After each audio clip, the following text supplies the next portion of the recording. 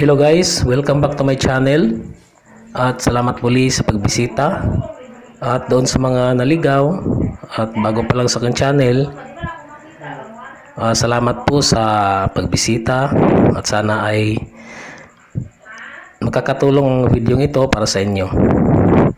So ngayon guys, ang aayusin natin ay isang CRT TV.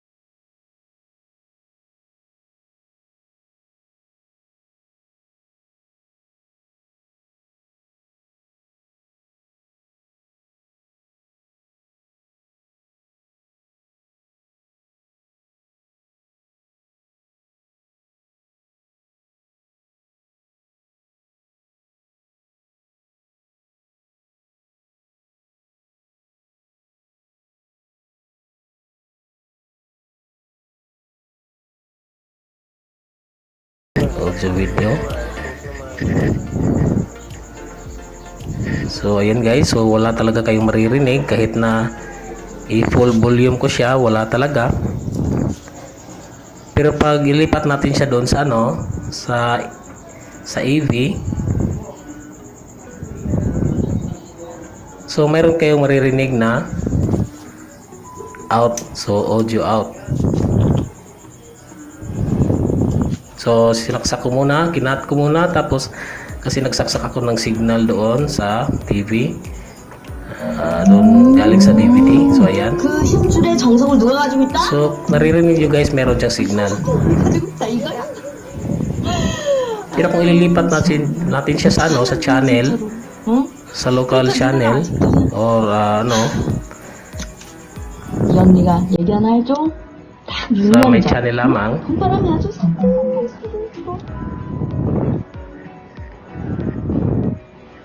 so wala talaga kayong maririnig. Yan, nilipat ko sa channel. So napapansin nyo kanina guys, may 4 na selection ang TV ito. So meron siyang AV1, meron AV2, merong sound, at saka yung sa channel niya.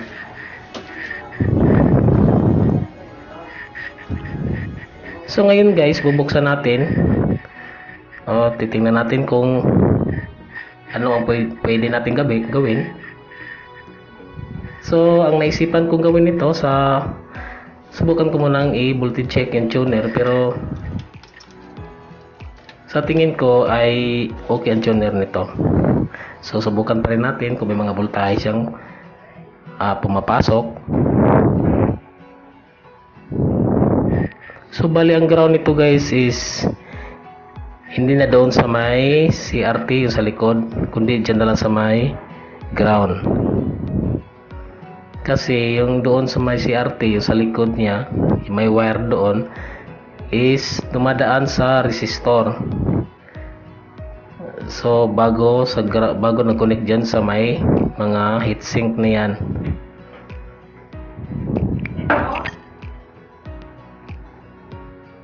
So ito guys, susukatin natin siya, yung tuner.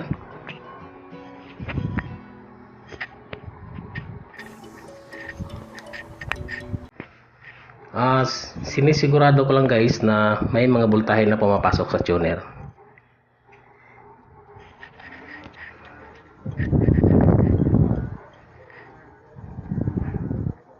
So lagyan muna natin ng temporary na antenna para makasagap na signal.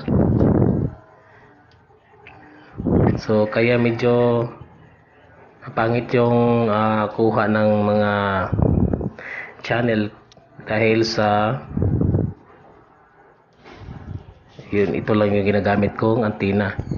So may antenna akong isa dyan pero ganun pa rin, nasa mababa lang kasi yung wire nya.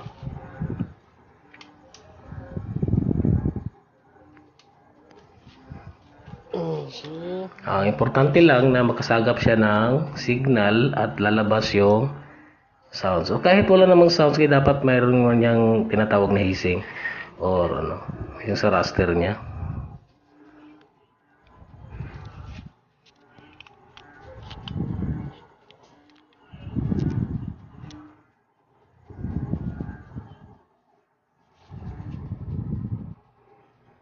So itong tuner to iba kasi ang Philips guys.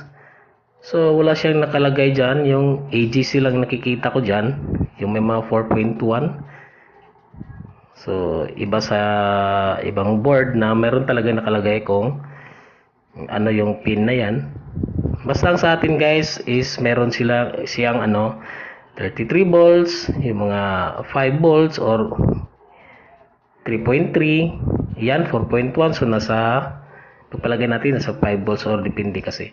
So hindi ko masyadong kabisado ang board na ito, pero as long na mayroon siya mga voltahe, so mayroon siyang na gumagana talaga yung tuner niya. So may enough supply siya. So yan guys, hindi ko ikabahala yung ganito mga voltahe kasi kaya pa niyang paganahin yung tuner.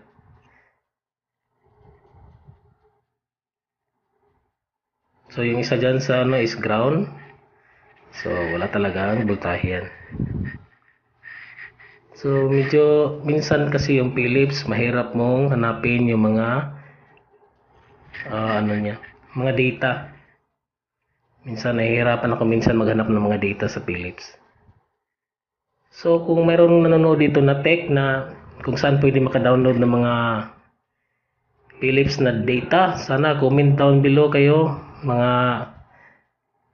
ka-tech para at least madagdag ko naman sa kaalaman ko.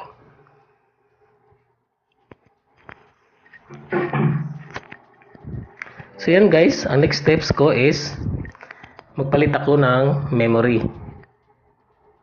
So papalitan natin yung memory na yan, yung katabi sa system IC. Yan. Yung tinatawag na Unified One Chip, yung UOC. Yan yung tinatawag na. Yung kasabay na yung sa system at sa yung chroma dyan. So andyan sa tabi yung memory. So yan ang ating papalitan.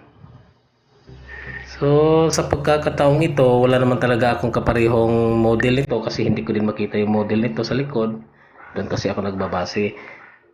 Pero mayroon ako ditong mga ilan lang na memory. May Samsung, may Philips din ako. So ito yung ipapalit ko. So nakahanda na ito. Diyan lang. Hinahanap ko muna bago ako magbaklas. Para at least hindi masasayang yung oras ko sa kakahanap. So galing to sa mga scrap ko. So laking tulong talaga ng mga scrap. So para sa amin na mga technician, yung mga scrap talaga ay ginto para sa amin. May pera sa sa scrap. Yung mga board.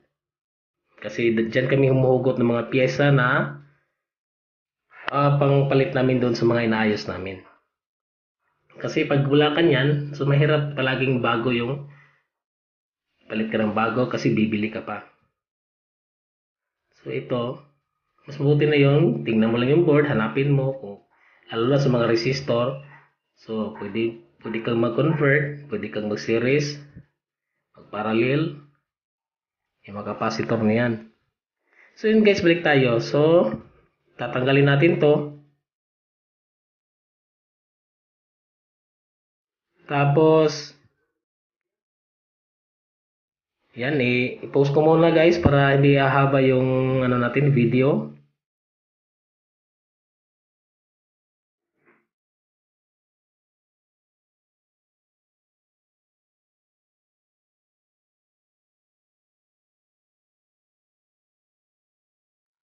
So sana guys ay makakatulong ito kung meron kayong ganitong mga problema na na-encounter lalo na doon sa mga newbie. Para at least meron kayong guide. So trial and error nyo lang kung magkapareho ba.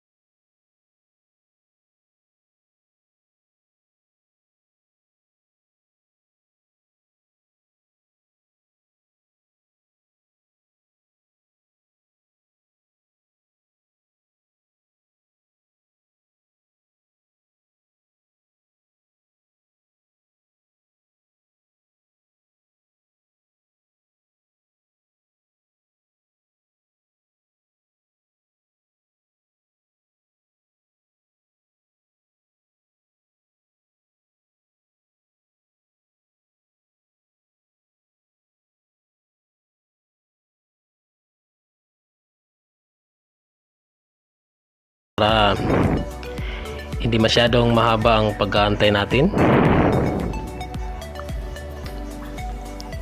So welcome ulit guys doon sa mga bagong visitors ko.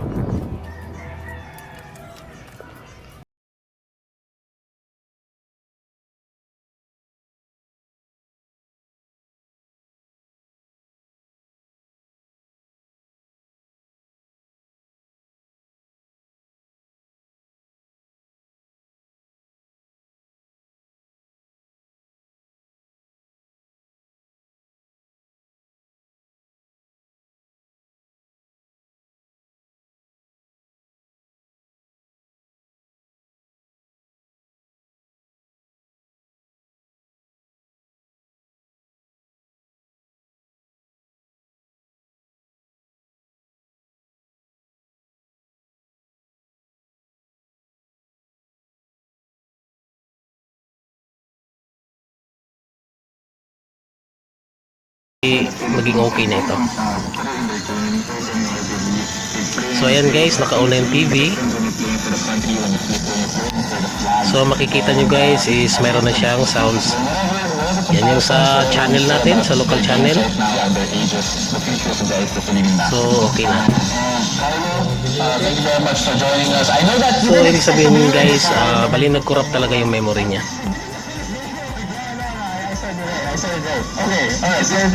Buti na lang pwede pala itong pinalit ko na memory.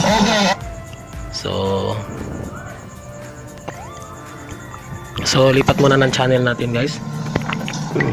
So ayan. So lahat ng channel may sounds. So ibig sabihin is okay na.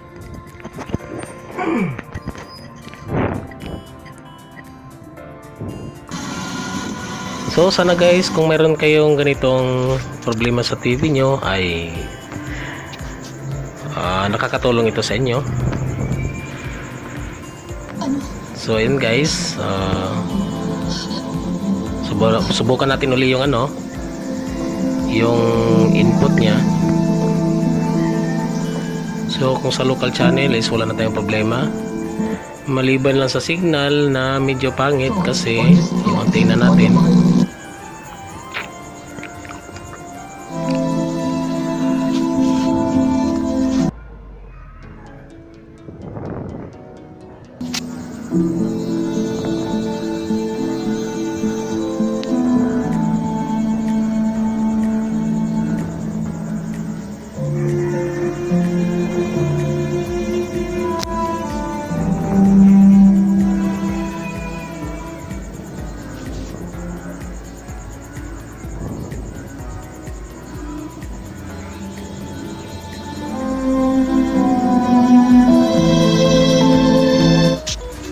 So ito guys, subukan muli natin yung input.